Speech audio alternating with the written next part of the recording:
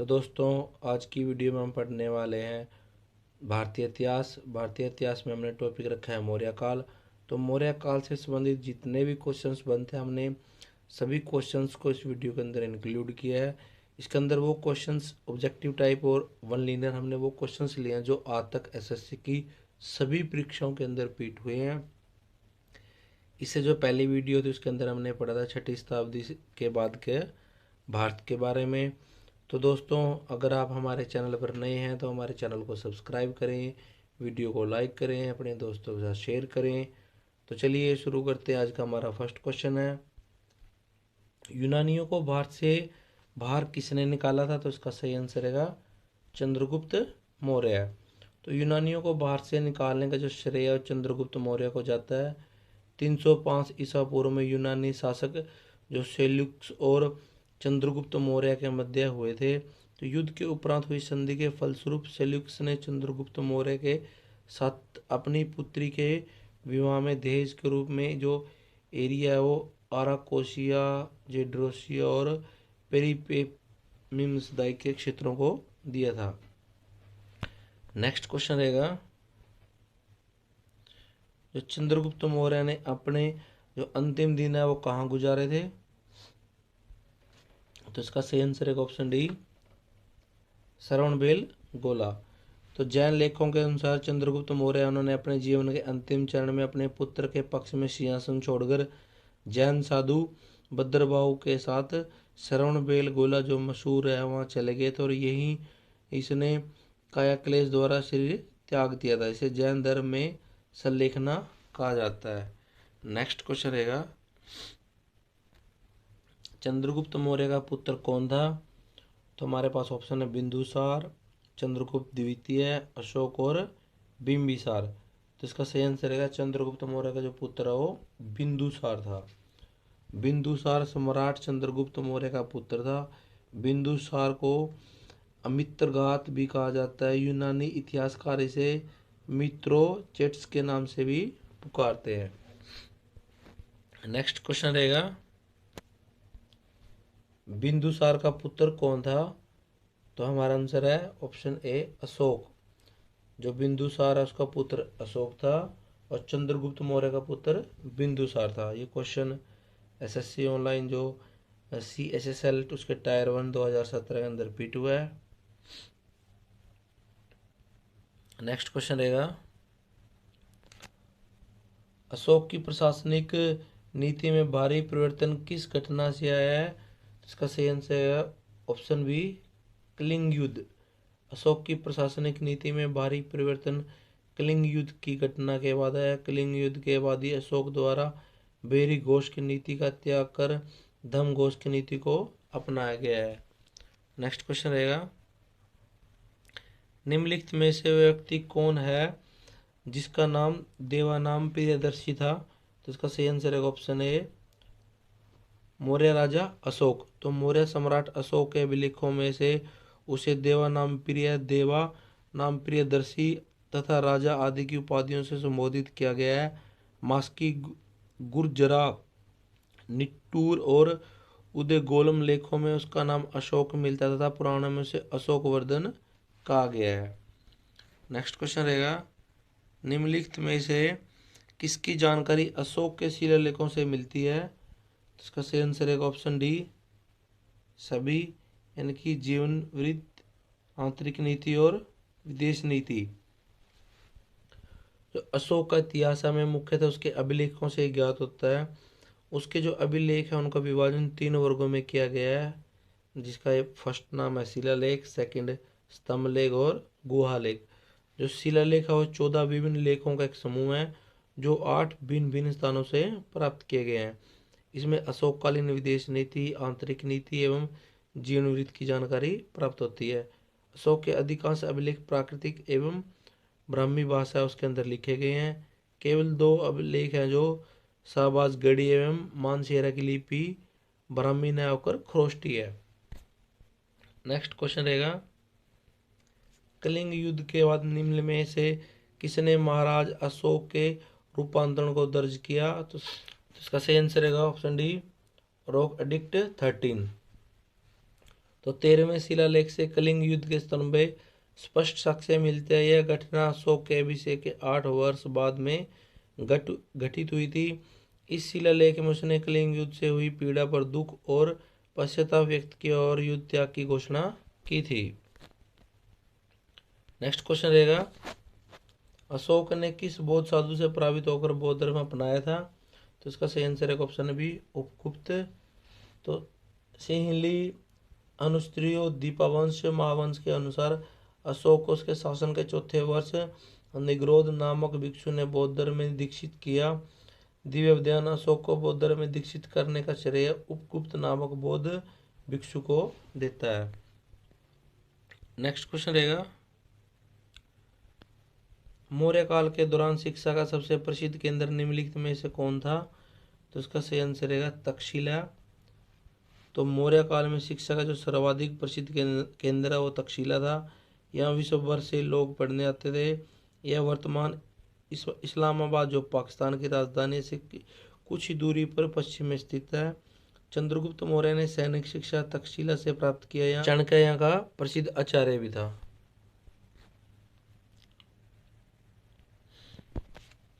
Next question रहेगा, अशोक के शिलालेख किस लिपि में खुदे हुए हैं? तो इसका सही आंसर है ऑप्शन बी, ब्राह्मी। अशोक के अभिलेखों में शाहबाज गढ़ी व मानसेरा के अभिलेख रोस्ट लिपि में है। तक्षशिला एवं लगमान अभिलेख आर्मेयिक लिपि में, शेरुकुना अभिलेख आर्मेयिक एवं ग्रीक लिपि में उत्कीर्ण। इसके अलावा सभी अभिलेख है जो लघुशिला स्तंभ लेख, लघु स्तंभ लेख ब्राह्मी लिपि में उत्कीर्ण है। नेक्स्ट क्वेश्चन रहेगा, निम्न में किसने और कब पहली बार अशोक के शिलालेखों का स्पष्ट जो उसका अर्थ है वो स्पष्ट किया था? तो इसका सही आंसर है ऑप्शन डी, 1837 के अंदर जेम्स प्रिंसिप। सर्वप्रथम 1837 ईस्वी में जेम्स प्रिंसिप नामक विद्वान ने अशोक के शिलालेखों को पढ़ा था। प्रसिद्ध इतिहासकार D.R. भंडारकर महोदय ने तो मात्र अभिलेखों के आधार पर अशोक का इतिहास लिखने का प्रयास किया है। नेक्स्ट क्वेश्चन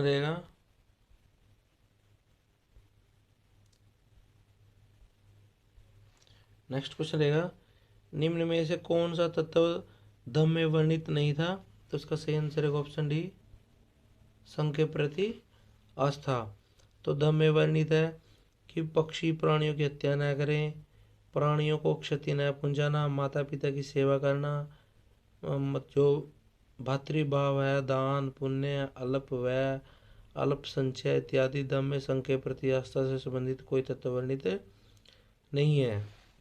नेक्स्ट क्वेश्चन रहेगा, मौर्य वंश के शासन के दौरान स्थानिक कौन था? तो इसका सही आंसर रहेगा ऑप्शन ए, जिला प्रशासक। जो जिला प्रशासक और स्थानिक बोलते थे। मौर्य वंश के शासन के दौरान जो स्थानिक और जिला प्रशासक होता था। मेगस्थनीज ने नगर के प्रमुख अधिकारी को एस्ट्रोनोमाई कहा। इसके अनुसार जिले का अधिकारी एग्रोनोमाई था। नेक्स्ट क्वेश्चन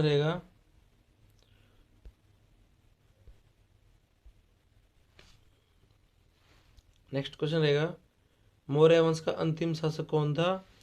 तो इसका सही आंसर है ऑप्शन बी, बृहद्रथ। तो जो मौर्य वंश का अंतिम शासक है वो बृहद्रथ था। यह क्वेश्चन SSC ऑनलाइन स्टेनोग्राफर 2017 के अंदर रिपीट हो चुका है।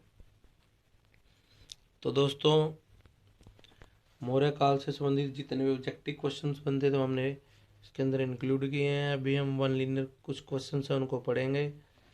तो चंद्रगुप्त किस वंश का शासक था? तो चंद्रगुप्त जो मौर्य वंश का शासक था। नेक्स्ट क्वेश्चन रहेगा,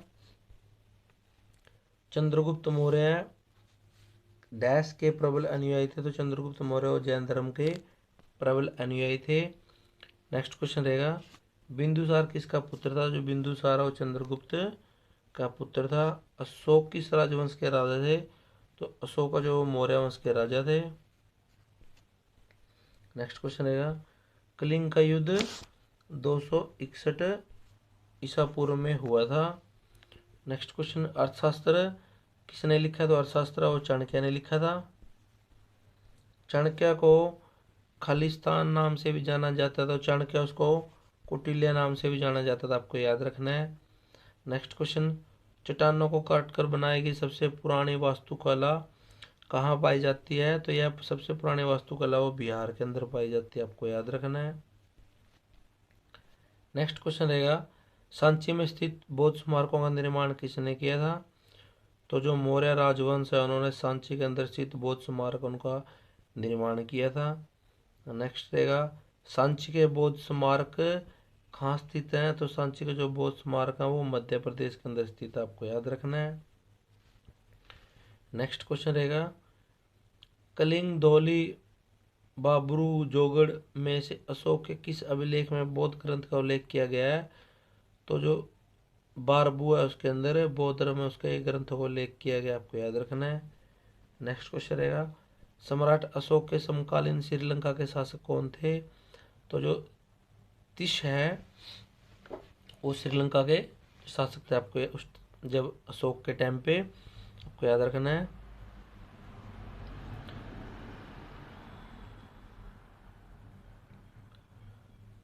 नेक्स्ट क्वेश्चन, मौर्य काल में भूमि, खान, चारागाह, वाणिज्य में से किस विषय पर सिर्फ राज्य का ये अधिकार था?